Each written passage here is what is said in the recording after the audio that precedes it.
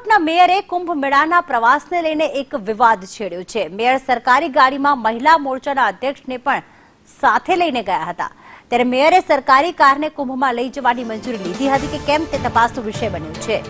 કુંભમાં મેયરની કારના ફોટો સામે આવ્યા છે। વિવાદ વકરતા સ્ટેન્ડિંગ ચેરમેને સ્પષ્ટતા કરી છે કે મેયરે મંજૂરી સાથે પ્રવાસ કર્યો હતો। રાજકોટ મહાનગરપાલિકાના 5 પદાધિકારીઓને ગાડીઓની સુવિધા મળે છે અને આ સુવિધા ગુજરાતની તમામ મહાનગરપાલિકાઓમાં મળી રહે છે। ગુજરાતમાં પ્રવાસ દરમિયાન ગાડી લઈને જવાનો ખર્ચ કોર્પોરેશન ઉપાડે છે, પરંતુ ગુજરાત બહાર જવાના કિસ્સામાં પ્રતિ કિલોમીટર 2 રૂપિયા હેઠળ પૈસા ચૂકવવાની વ્યવસ્થા છે। આ ઠરાવ 10 વર્ષ પહેલા થયેલો હોવાનું પણ સ્ટેન્ડિંગ કમિટીના ચેરમેને જણાવ્યું।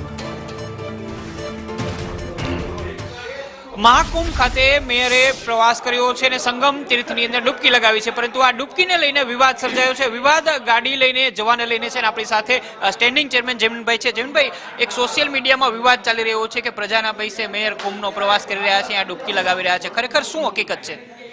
રાજકોટ મ્યુનિસિપલ કોર્પોરેશનનો 10 વર્ષ પહેલાનો એક ઠરાવ છે કે કોઈ પણ પદાધિકારી, માન્ય mayor, deputy mayor, standing committee chairman, નેતા કે દંડક, કોઈ પણ પદાધિકારી ગુજરાતમાં જ્યારે ફરતા હોય છે ત્યારે એ સરકારી ખર્ચે એમને સરકારી કામ સબબ જવાનું હોય તેના ચૂકવવાના કોઈ થતા નથી, પરંતુ ગુજરાત બહાર જાય ત્યારે એમને જે આપવામાં આવેલો ડ્રાઈવર જે છે એ ડ્રાઈવર દ્વારા એક લોકબુક હોય છે ને, લોકબુકમાં એન્ટ્રી કિલોમીટરની પડતી હોય। જ્યારે ગુજરાત બહાર જઈને ફરી પાછા ગુજરાત બહાર આવે ત્યારે જે કિલોમીટરનો ફિગર હોય છે એ મુજબ 2 રૂપિયાને ચૂકવવામાં આવતા હોય છે।